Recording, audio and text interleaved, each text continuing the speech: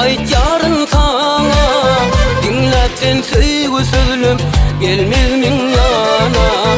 Aşık men telbe bollum senden süýana. Gündüwam divana dey lälemdirdin. Aşık men telbe bollum senden süýana. Gündüwam divana dey lälemdirdin. Kim sorar bu halımı menden? Bimar men söýgülüm derdingden. Kim sorar bu halımı menden? Ey, bimar men söýgülüm derdingden.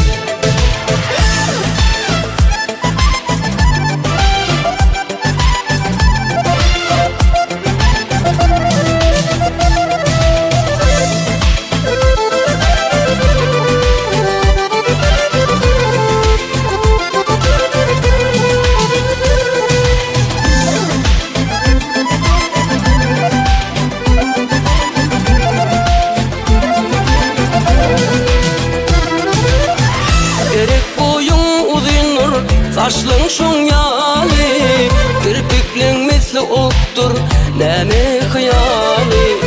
Bağladım söyünlelem sana ıkbali. Ikbalın bir durkunnu lälemdirdin. Bağladım söyünlelem sana ıkbali. Ikbalın bir durkunnu lälemdirdin. Kim sorar bu halımı menden? Bimar men söýgülüm derdingden. Kim sorar bu halımı menden? Ey, bimar men söýgülüm derdingden.